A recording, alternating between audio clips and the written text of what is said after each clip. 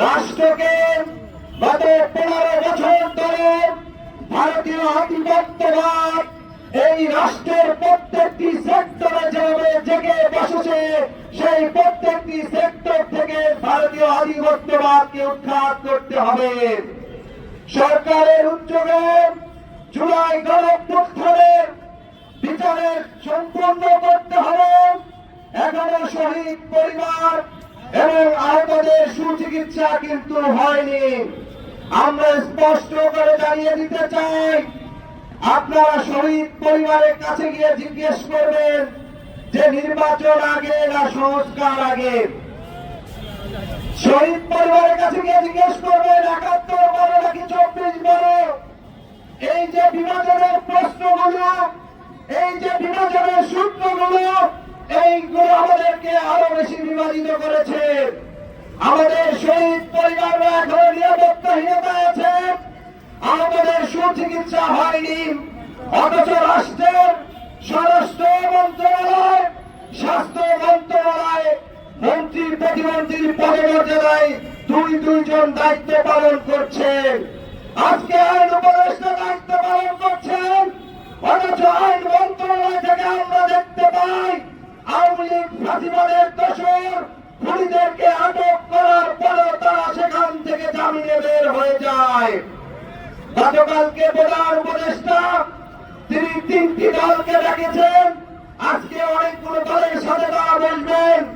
আমরা দেখতে পেয়েছি গতকালকে দলগুলো প্রধান উপদেষ্টার কাছে শুধুমাত্র কবে নির্বাচন আর কবে রোডম্যাপ, শুধুমাত্র সেই কোশ্চেন করেই সীমাবদ্ধ ছিল। কোন শহীদদের পরিবারের ক্ষতিপূরণ, আহতদের সুচিকিৎসা কবে দেওয়া হলো সে বিষয়ে কিন্তু সুপরিকল্পনা চাওয়া হয়নি। আমরা সরকারের কাছে প্রথম দাবি জানিয়েছি, গতকালকে 1 নম্বর দাবি, সকল শহীদ পরিবারদের আহতদের সুচিকিৎসার দাবি করতে হবে। আজকের এই জুলাই অভ্যুত্থানের গত 15 বছর ধরে আমরা দেখেছি বিদ্যমান রাজনৈতিক দলগুলো তারা লড়াই সংগ্রাম করেছে ফাঁসিবাদের বিরুদ্ধে, কিন্তু তাদের সেই দলগুলোর আহ্বানে কিন্তু বাংলাদেশের আবার জনতা কিন্তু সেভাবে নাড়া দিতে পারে। যখনই ফ্যাসিবাদের প্রচন্ড রকম নির্যাতন বৃদ্ধি পেয়েছে, বিশ্ববিদ্যালয়ের শিক্ষার্থী, শ্রমিক শ্রেণী, মাদ্রাসার শিক্ষার্থী থেকে সকল পেশাজীবী মানুষরা নেমে আসছে, তখনই এদেশের মানুষের মুক্তি হয়েছে। যে মুক্তির অগ্রভাগে ছিল এদেশের শিক্ষার্থীরা বিন্দু।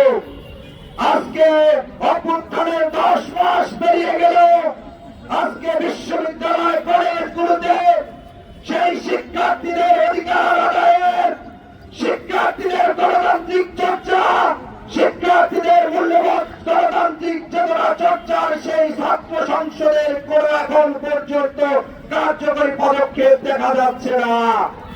আমরা সরকারকে বলব, যে শিক্ষার্থীরা এই জাতির মুক্তির সামনে থেকে নেতৃত্ব দিয়েছে, আগামী দিনের বাংলাদেশের নেতৃত্ব সংকট উত্তরণের জন্য বিশ্ববিদ্যালয় কলেজগুলোতে ছাত্র সংসদ নির্বাচন কার্যকর করতে হবে।